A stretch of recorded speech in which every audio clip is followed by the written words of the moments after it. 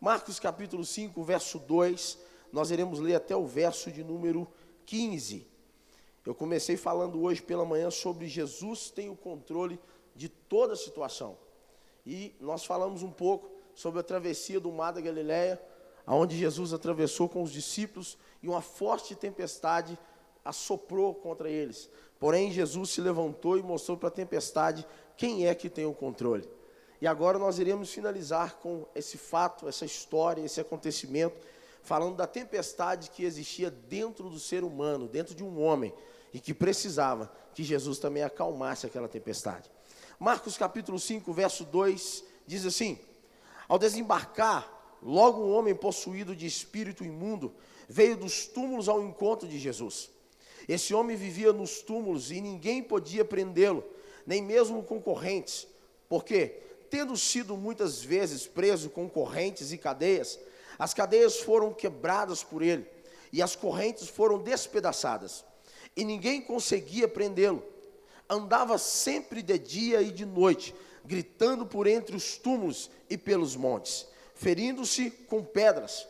Quando de longe viu Jesus, correu e prostrou-se diante dele, gritando em alta voz: o que você quer comigo, Jesus, filho do Deus Altíssimo? Por Deus, peço-lhe que não me atormente. Ele disse isso porque Jesus tinha dito a ele: espírito imundo, saia desse homem. Então Jesus lhe perguntou: qual é o seu nome? Ele respondeu: Legião é o meu nome, porque somos muitos. E pediu-lhe com insistência que não os mandasse para fora do país. Ora, uma grande manada de porcos estava pastando ali pelo monte. Os espíritos imundos pediram a Jesus: mande-nos para os porcos, para que entremos neles. E Jesus o permitiu. Então, saindo os espíritos imundos, entraram nos porcos, e a manada, que era cerca de 2.000, precipitou-se despenhadeiro abaixo, para dentro do mar, onde se afogaram. Os que tratavam dos porcos fugiram e foram anunciá-lo na cidade e pelos campos. Então o povo saiu para ver o que tinha acontecido. Aproximando-se de Jesus, viram o endemoniado, o que antes estava dominado pela legião, assentado, vestido em perfeito juízo, e temeram. Amém? Pode se assentar, por favor. Dá um glória a Deus aí, irmão. Isso. Só para mim saber que você está animado. Queridos, falar sobre controle é algo muito complicado. Porque nós sabemos que em determinadas situações da nossa vida, algumas coisas fogem do nosso controle. E na maioria das vezes, aquilo que foge do nosso controle é aquilo que nós não tínhamos estrutura para poder enfrentar. Porém, Jesus, ele inicia esse trajeto com os seus discípulos na beira do mar. A Bíblia diz que Jesus estava ensinando eles à beira do mar da Galileia. E Jesus estava trazendo uma palavra muito poderosa. Jesus começa a falar sobre a semente. Depois Jesus fala sobre o semeador. Jesus está dizendo para aquelas pessoas e também para os seus discípulos que há um poder sobre a mão daquele que foi escolhido. Jesus deu a semente para o semeador. E a única coisa que o semeador podia fazer e tinha que fazer era cavar a terra e plantar ela da forma correta. Porém, Jesus, na parábola, ele está dizendo no capítulo 4 do livro de Marcos, que o semeador, ele não cuidando bem da semente, ele não cavando bem a terra, a semente foi mal plantada, e saindo para fora o sol veio e queimou aquela semente. Então ela não produziu o fruto para o qual ela foi designada, não pela falha da semente, não pelo erro da semente, mas por aquele que tinha o controle da semente nas suas mãos, o semeador. Então Jesus, ele agora está ensinando. Em um determinado momento ele para de falar para a multidão, e agora ele começa a falar especificamente para os discípulos. E Jesus era um tipo de líder que ele não só falava, mas principalmente ele ensinava na prática aquilo que ele queria que os seus discípulos fizessem. Então a Bíblia vai nos dizer que Jesus agora ele entra para um barco e vai mar adentro com os seus discípulos. Aquele mar era proposital, era a escolha perfeita de Jesus. Por quê? Porque Jesus sabia que naquele lugar as tempestades eram normal de acontecer. Era algo normal, todos os dias tinha uma tempestade, porque de um lado ele estava cercado de montanhas, do outro também. Ele estava a 200 metros abaixo do nível do mar. Então era normal que as tempestades de vento se formassem no meio daquele lugar. E Jesus agora entra com os discípulos para esse cenário. Os discípulos agora andando com Jesus sobre o barco. Jesus então sente uma necessidade de poder descansar.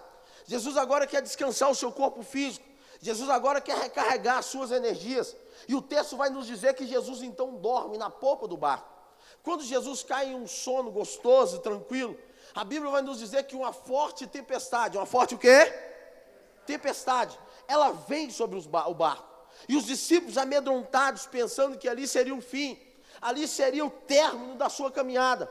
Eles então vão despertar Jesus. E quando despertam Jesus, o texto nos conta que Jesus levanta, dá uma ordem para o vento, dá uma ordem para o mar. E depois Jesus vira para os discípulos e libera uma palavra para eles. Jesus diz assim: homens de pequena fé. O que Jesus está querendo dizer com eles com essa palavra, ou em outras traduções, será que ainda vocês não têm fé? Jesus está dizendo, vocês estão caminhando comigo, vocês estão andando comigo, vocês estão vivendo comigo, vocês estão presenciando os milagres e maravilhas que eu estou fazendo, mas vocês ainda não conseguem ter o domínio da situação, vocês ainda não conseguem ter o controle da situação, e eu vou mostrar para vocês, porque ter o controle da situação não é gritar, ter o controle da situação não é berrar, ter o controle da situação não é desesperar, ter o controle da situação é saber que o Espírito de Deus habita dentro de mim, e a autoridade que o Senhor me deu, me dá o poder para dominar toda e qualquer situação da minha vida. Então Jesus está ensinando os discípulos acerca do controle. Jesus está dizendo, olha, a vida de vocês vão ser de altos e baixos. Há momento na caminhada que nos faz chorar, há momentos na caminhada que nos faz sofrer, há momentos na caminhada que nos faz perder alguma coisa, mas a única coisa que nós não podemos deixar adormecida dentro de nós é a autoridade e convicção de que nós somos de Jesus, de alguém que nunca perdeu uma batalha. Então agora Jesus entra com eles, acalma a tempestade, acalma o mar, e Jesus está indo em direção a Gadara. Gadara era um pequeno vilarejo do outro lado do mar, no povoado de Genezaré, e a Bíblia diz que ali existia o cuidado de porcos, pessoas que vieram de outras nações, estrangeiros, e eles separaram aquela terra para eles, e eles agora estão cuidando de porcos. Todos nós sabemos, eu não quero aqui ficar falando de cultura, mas todos nós sabemos que o judeu ele tem um grande preconceito sobre os porcos, e ainda mais depois desse acontecido, que aí é que aumentou o preconceito ainda. Então o texto diz que os judeus eles não atravessavam para aquele outro lado, eles não pisavam naquela terra. Por quê? Porque ali era um lugar onde criava porcos, e ali também era um lugar onde os mortos daquele povo eram sepultados. Diferente dos judeus que eram sepultados fora da cidade, aquele povo sepultava os seus mortos dentro da sua cidade. Então, de maneira alguma, um judeu pisava naquele lugar. Porém, aquele que tem o controle de toda e qualquer situação, achou necessário passar por aquela terra, achou necessário pisar naquele lugar. E por quê, pastor? Para mudar a história de uma pessoa. Temos uma multidão aqui nessa noite, mas pode ser que Jesus vai mudar a história de uma pessoa. E de quem é a pessoa que Jesus vai mudar a história? Aquela pessoa que abriu o seu coração e disse, eu não aguento mais caminhar sozinha, eu não aguento mais viver sozinho, eu quero uma mudança na minha vida, eu preciso que Jesus faça na minha vida o que está fazendo na vida de muita gente. Era como se fosse o grito de Abacuque, em Abacuque capítulo 3, Abacuque dizendo, aviva, ó Senhor, a tua obra no meio dos anos, faça no meu tempo o que o Senhor fez na vida dos meus antepassados. Abacuque está dizendo, eu quero viver os mesmos milagres, eu quero viver as mesmas coisas que eles viveram, mas eu preciso ter o controle da situação. Então ter o controle da situação não é brigar, ter o controle da situação não é se desesperar, ter o controle da situação é saber que existe um Deus tão poderoso, que Ele caminha com você e caminha por você. Então eu anotei algumas coisas aqui para a gente poder trabalhar nessa manhã, algumas coisas que aconteceram na vida daquele homem. Primeiro, um homem que eu gosto muito de estudar um pouco sobre ele, o reverendo Hernandes Dias Lopes, ele escreveu num dos seus comentários assim, ele cita num dos comentários, onde afirma que nesse episódio há 3 forças trabalhando. Primeiro, Satanás. Segundo, a sociedade. E terceiro, Jesus. Existem 3 forças trabalhando, 2 são malignas e 1 é santificada.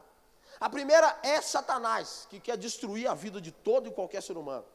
A segunda é a sociedade, que não perdoa, que não deixa passar batido. Ela acusa, ela escraviza, ela humilha. E a terceira é aquele que não aceita nenhum desses dois tipos de pessoas, mas que restaura a vida do homem caído e coloca ele de pé. Jesus. Então, ele está escrevendo e ele está dizendo que a vida daquele homem foi destruída. Quando Jesus se apresenta diante daquele homem, o texto diz que dentro daquele homem, Jesus faz uma pergunta: quem está aí? Quem é você? E ele vira e fala assim: eu sou legião. Por que o legião? Porque somos muitos.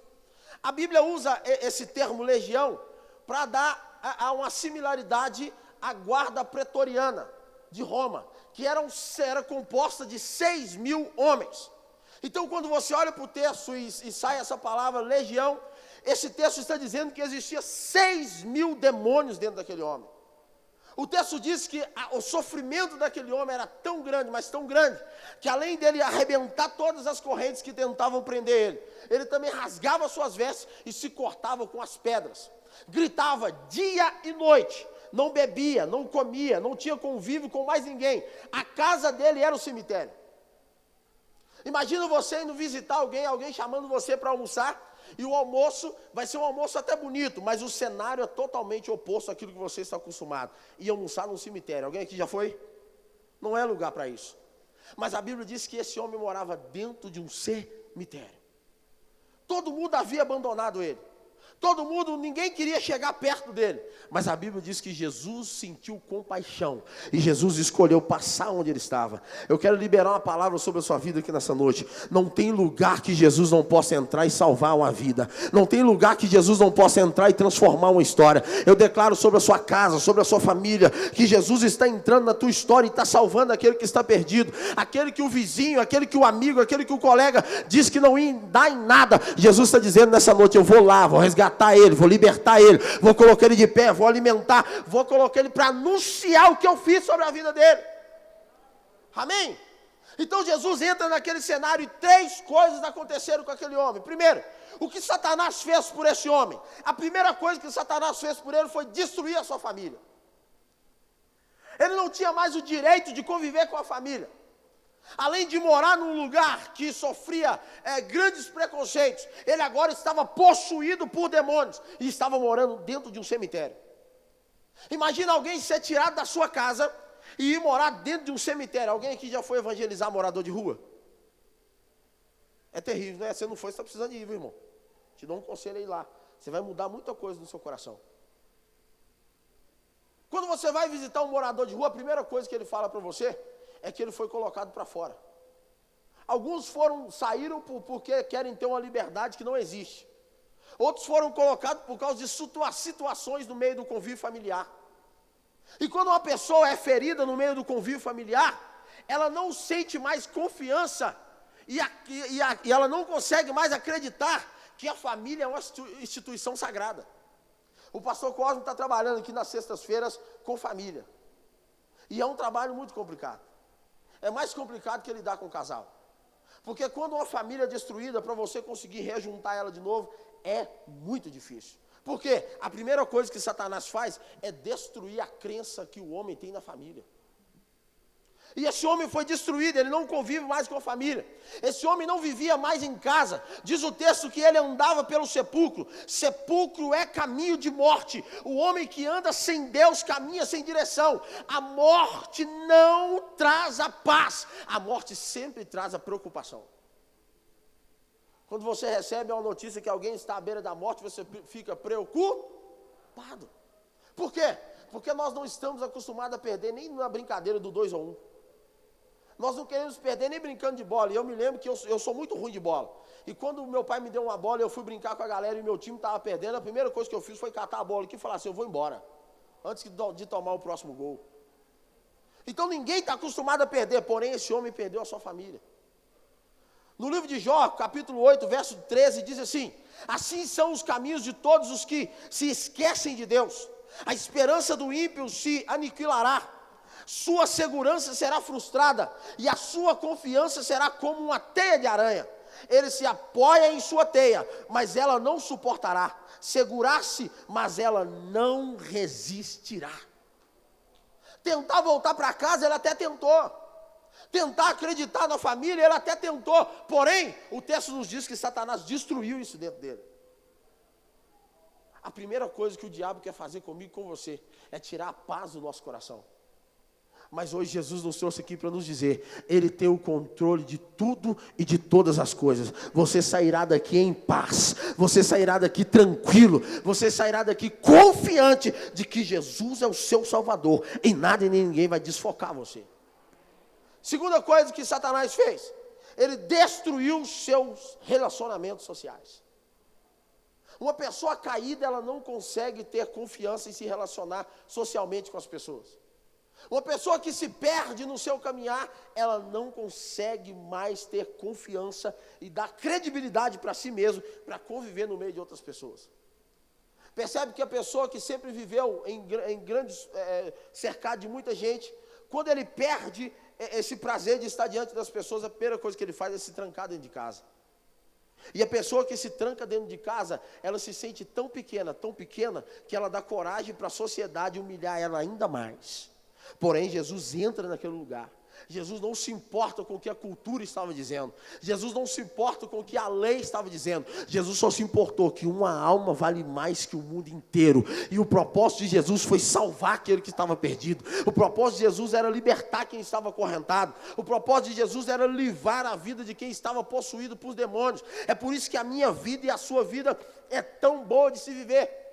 Porque aquilo que nos prendia não nos prende mais.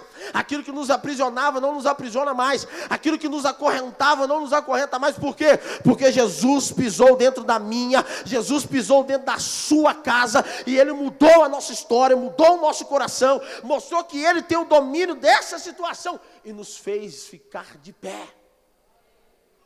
Não desfaleça diante dos problemas.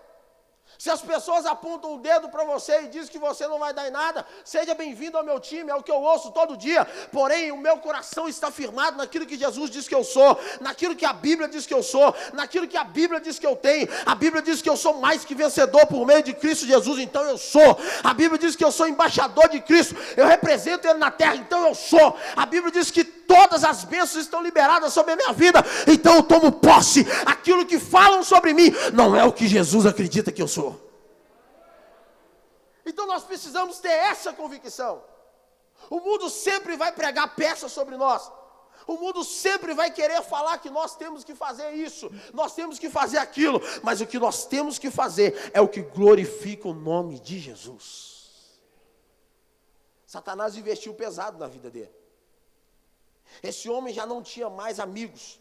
Sua condição de endemoniado era tão grave que ele já não era mais aceito em nenhum segmento da sociedade. Esse homem tornou-se um ser solitário. Sua única companhia eram os demônios. Eu me lembro que há um tempo atrás, no bairro onde eu moro, estava uma febre das pessoas ficarem endemoniadas. Só ficavam endemoniados de madrugada. Era muito legal. O demônio tinha hora para manifestar. Acho que durante o dia ele dormia. E à noite ele falava assim, agora eu vou dar um rolezinho. Primeiro que eu encontrar, eu endemonio. E tinha uma moça no meu bairro que de vez em quando ela gostava de endemoniar o diabo. Você já viu alguém assim? Você conhece alguém assim? Alguém que dá tanto trabalho que o diabo olha assim e fala assim, ixi, aí é brabo, hein? Então, essa menina, ela gostava de endemoniar o diabo. Então um dia meu telefone trocou 3 horas da madrugada. E nesse dia, justo nesse dia, eu estava sem carro. E ela me ligou, a mãe dela me ligou e falou assim, olha, corre aqui, que a minha filha está endemoniada, e por incrível que pareça, ela era minha ovelha. Aí eu levantei e fui a pé, irmão. Falei com a minha esposa, fica aí, eu vou lá sozinho. 3 horas da madrugada, expulsar demônio, você levanta irado. E com demônio você tem que ser igual a polícia, quando você está numa esquina que não era para você estar, a polícia chega, abre as portas, fala, bora na cabeça, tudo, você não desespera. Não é, você não fala mais nada, com demônio é a mesma coisa. Eu já cheguei lá, estava lá, eu já falei, parou. Pode pôr ela de pé aí. Demônio, ó, tchau. Quando o demônio saiu, eu virei para ela e falei assim, que bonito, hein? 3 horas da madrugada. Eu estava na minha casa de boa, dormindo no sono do justo. Pensando, nem no outro dia eu estava pensando, eu estava só dormindo de boa. Agora eu estou vindo aqui expulsar o demônio da dondoca. 3 horas da manhã, o que você está fazendo acordada, menina? Aí a mãe dela virou e falou assim, pois é, pastor, porque essa menina não me dá paz. Eu falei assim, então a senhora vai me fazer um favor. O que eu não posso fazer, a senhora pode. Pega um cinto arrumado, dobra ele umas 3 vezes, mas dá uma lambada na onde pegar. Pau! Se pegar em orelha com cara e nariz é melhor ainda. Nunca mais ela foi endemoniada. Você acredita? Nunca mais meu telefone trocou 3 horas da madrugada para expulsar o demônio dela. Mas é horroroso a imagem. É muito feio, é humilhante quando você vê uma pessoa possessa de demônios. Um dia desses nós estávamos arrumando para ir para a igreja. E o bairro onde nós... Quem conhece o Marimbá aqui? Oh, muita gente conhece. O pessoal ficava zoando lá, que falava que quando você colocava no GPS assim, ó, o endereço da igreja, aparecia um cara numa carroça no GPS e te guiava para uma fazenda. O pessoal ficava zoando, você acredita? Pois é verdade. E um dia nós estávamos indo para a igreja, nosso telefone tocou, o meu da minha esposa, e falou assim: ô pastor, pelo amor de Deus, ajuda a gente aqui, porque nós estamos num sítio aqui, e uma das moças que estão no sítio com a gente aqui ficou endemoniada. Eu falei assim: vamos embora, já estou indo para a igreja mesmo, vamos embora. E é uma rocinha bem lá no fundão do Marimbá, que eu vou falar com você, meu irmão, até para o SAMU chegar era difícil. Irmão, quando nós chegamos lá, sabe essas palmeiras, mais ou menos dessa grossura assim, o tronco dela? A moça era magrinha, não era igual eu assim, barrigudinho, não. Magrinha, deve pesar no máximo uns 58 quilos, no máximo. Estourando, estava quase formando uma pochetinha. Aí, ela tinha quebrado num bicudo a palmeira.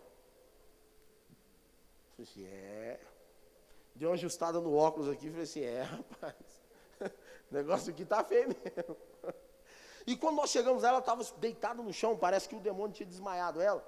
E quando nós chegamos, eu chamei ela pelo nome, ela estava usando essas unhas de gel grandona, bem grande a dela, parecida aquela Elvira, daquele filme antigo, desse tamanhozão assim, ó. E quando nós chegamos e chamamos ela pelo nome, irmão, tinha um piso grosso no lugar onde ela estava deitada, ela veio raspando a unha. Falei assim, a manicure acertou a boa agora. No outro dia vai ter que dar uma manutenção no gel. Aí, irmão, a gente foi, a menina arrastando a mão, mandei ela ficar de pé. Bom, a menina engrossou a voz. A veia do pescoço dela ficou da grossura de uma caneta Bic. E o cara que estava com ela está assim, pastor, que dia que é o dia de culto na sua igreja? E o cara sarou a cachaça na hora, irmão. Eles estavam num sítio trancado há 3 dias, todo mundo aqui, ó, tomando um mistério. E quando ele olhou para ela e viu a moça possessa, diz o pessoal que estava lá que na hora que ela ficou endemoniada, ela deu nele um murrão no peito, que ele perdeu o ar na hora. Eu falei assim, é claro, se ela quebrou uma bananeira na canela, imagina um murro no peito, uma palmeira na canela. Aí, eu olhei aquilo e falei assim, olha, se for demônio, no nome de Jesus, vai embora. Se não for demônio, irmão, aí eu sou o próximo a tomar um murro no peito. Então, a gente pegou e expulsou o demônio daquela moça. Depois a gente foi descobrir a história dela. Ela era uma garota de programa que foi contratada para ficar 3 dias com 4 pessoas dentro de um sítio. E eles estavam abusando dela, 4 homens. E um desses homens que tomou o murrão no peito foi o que contratou ela para levar para a galera. A primeira coisa que ele fez, pastor, que dia que tem culto lá na igreja? Eu falei, você tem culto hoje. Eu prometo, pastor, quarta-feira eu vou estar lá. Eu falei assim, beleza, você que sabe, véio. Cuidado, o demônio pode pegar ela de novo aqui e te armar para você, hein? Já joguei um pezinho no coração dele para ele ver que, né, irmão? Aí a gente saiu e foi para a igreja. Na quarta-feira, eles chegaram lá primeiro do que eu. Por quê? Porque uma possessão maligna maltrata. Uma possessão maligna dói. Uma possessão maligna fere. E a única coisa que Jesus não quer é ver você machucado por ações demoníacas. Jesus quer ver você bem. Jesus quer ver você restaurado. Jesus quer ver você de pé. Jesus quer ver você feliz. Amém? Deixa eu caminhar aqui porque o tempo foi embora, irmão. Depois eu conto as minhas histórias para vocês aí outro dia. Agora, se o diabo fez isso com aquele homem, a sociedade também, o que Jesus fez por ele? Jesus valorizou aquele homem. O homem que estava possesso por uma legião, 6.000 demônios. Jesus agora valorizou ele. O que Jesus fez? Tirou os demônios da vida dele. Outra coisa, deu roupa para ele. Outra coisa, deu água para ele beber. Deu comida para ele comer. Jesus deu dignidade para ele. E olha o cenário que Jesus dá dignidade para aquele homem. Quando Jesus vai libertar ele daquela ação demoníaca, Jesus não tira ele de dentro do sepulcro e leva ele para outro lugar. Não, Jesus usa o mesmo cenário onde ele foi humilhado, o mesmo cenário onde ele foi muitas vezes envergonhado. Jesus usa aquele lugar para glorificar o nome dele sobre a vida daquele homem. Pastor, o que o senhor quer dizer com isso? Muito simples. Eu quero te dizer, no lugar onde alguém te humilhou, no lugar onde alguém tentou envergonhar você, é o lugar que Deus vai te dar vitória, é o lugar que Deus vai te dar honra, é o lugar que Deus vai fazer as pessoas respeitar você. Jesus não muda a nossa história fora da luta. Jesus muda a nossa vida dentro de um problema. Dentro de um problema. Jesus não dá o livramento para Sadraque, Mesaque e Abednego fora da fornalha. Jesus livra eles na fornalha. Jesus não dá o livramento para Daniel fora da caverna com os leões. Não, Jesus dá o livramento para Daniel dentro da caverna, olhando para os leões. Então o que Jesus vai fazer comigo e com você é valorizar a nossa vida nos lugares onde foi desvalorizada. Jesus atravessa um trajeto perigoso para salvar um único homem. O mestre enfrentou uma tempestade para chegar àquele lugar. Por quê? Porque a vida daquele homem, por mais que foi rejeitada pela sociedade, para Jesus ela era o propósito da sua caminhada.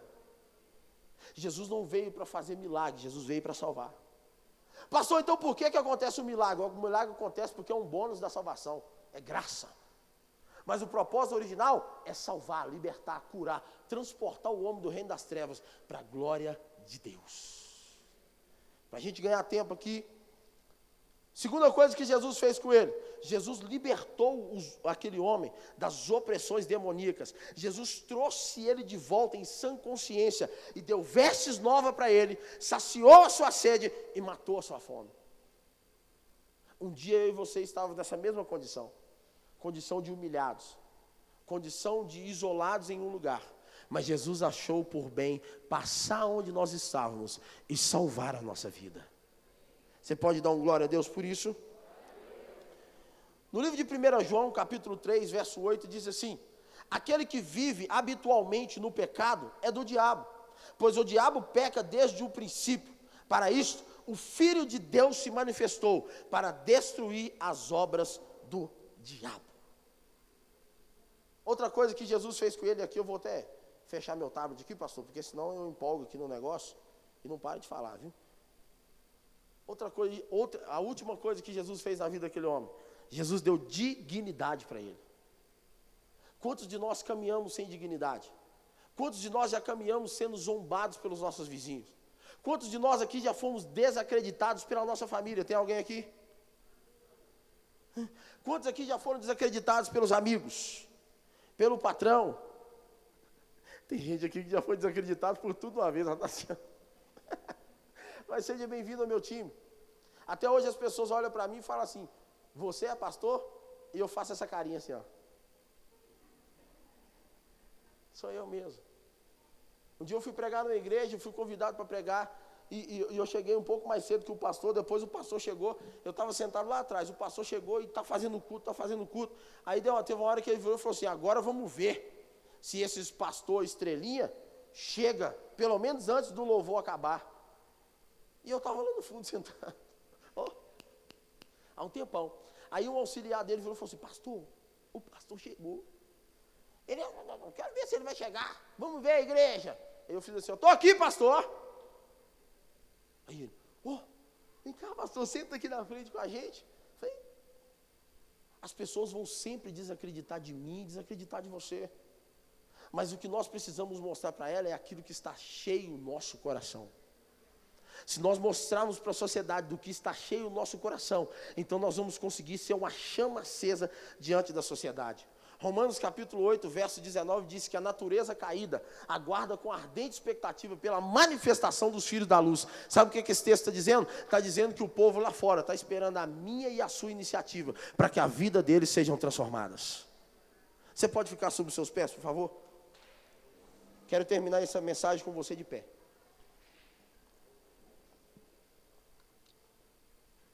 Jesus devolveu honra para esse homem. Jesus devolveu dignidade para ele. Satanás humilhou, Satanás oprimiu, Satanás prendeu. Satanás foi covarde. Mas Jesus agiu de misericórdia e graça sobre a vida dele e deu para ele a oportunidade de voltar a conviver com a sociedade. Ter o controle da situação é como eu disse, não é sair brigando com as pessoas e bater no peito e falar que é alguém. Ter o controle da situação é ser humilde e mostrar que o seu Deus pode fazer por você aquilo que você não pode fazer. Quem sabe você está aqui nessa noite e está vivendo uma vida assim, uma vida onde Satanás jogou você de lado, a sociedade escravizou você, A sua família não dá para você o crédito que você queria. Os seus amigos não confiam em você da forma que você queria. Todo mundo se levanta contra você, todo mundo desacredita de você. O Senhor está dizendo ao teu coração nessa noite: fica tranquilo, eu atravessei o mar da Galileia, eu enfrentei todas as dificuldades que precisava para ter um encontro com você nessa noite. A sua vida não sai daqui da mesma forma. Você não sai daqui hoje pensando do mesmo jeito. Há uma presença de Deus de reconciliamento neste lugar. Em como, pastor? Deus está reconciliando você com as convicções dEle. Deus chamou você para a vitória, e você vai sair daqui um vitorioso em nome de Jesus. Feche os seus olhos, por favor. Nós vamos adorar o Senhor com a canção, e eu aconselho você a abrir o seu coração para Jesus agora. Eu aconselho você a deixar o seu coração livre, para que Jesus possa trazer você à tona. Me escutas quando